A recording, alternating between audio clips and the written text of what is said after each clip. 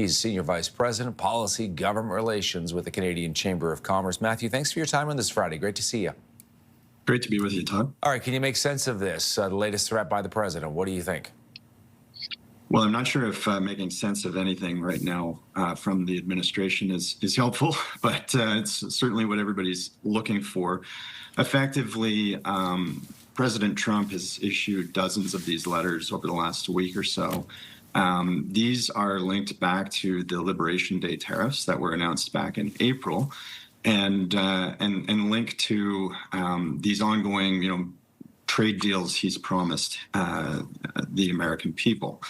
What this letter to Canada does, in effect, is further lengthen the time for negotiations. So out of the G7 visit, when he and the Prime Minister met and agreed to ongoing talks, and with a deadline of July, this letter now pushes that to August 1st, which lines up with some of the other trade deals and promises he's made. So what that means, not a lot. It means there's a little bit more time for the two sides to continue their discussions. Hopefully we'll see some resolution there. Excuse me, but what it also means is that the uncertainty for business, the constant changing of the goalposts and the deadlines and the numbers continues, and that's quite toxic for business. So it's certainly not welcome news, but if it ultimately leads to a better deal, sure, we'll take it. I've got a question for you about whether you think this is, really negotiations. We use that term a lot, but I wonder, it sometimes feels as if the president's strategy is the following. You accept my tariff level, whatever it is, you give me additional concessions, and if you don't, I'll hit you even harder. Yeah, there's a bully pulpit happening here for sure, and I think we're all getting a little too familiar with the approach and the tone and style of the president.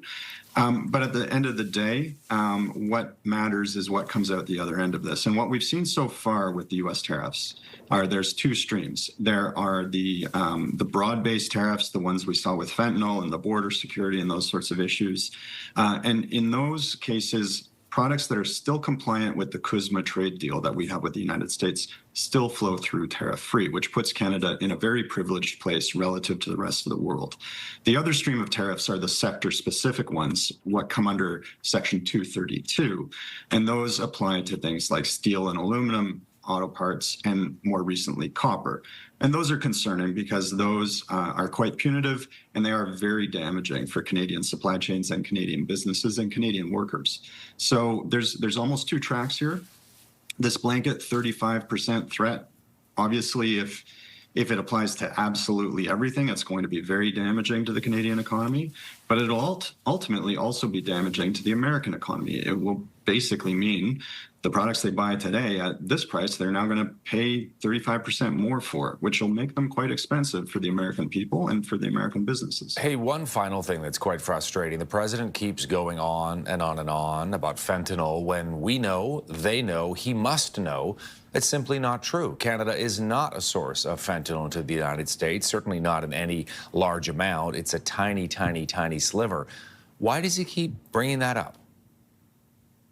Well, there is a severe crisis in America, and I would argue one in Canada as well, where people are facing opioid addictions, and we're seeing that in just about every community in the country right now. So we're in the same boat, really. We're facing the same crisis. Is Canada a source of this to the United States? The facts don't measure up to that. So even this week out of New York, a major study was released that showed something like 0.1% of fentanyl seized in America could possibly be coming from Canada. So the numbers just don't bear it out. Clearly, there is a lot more of it coming from the southern border. But at the same time, it's an issue that we all need to deal with. So I'm happy to see that Canada has invested and put some priority on the fentanyl crisis. That is important to businesses. It's important to communities in Canada. But is it really what's happening between the United States and Canada? No, it isn't. Matthew Holmes joining us. Great to see you, and thanks for taking the time today. Much appreciated. Thanks, Todd. Take care.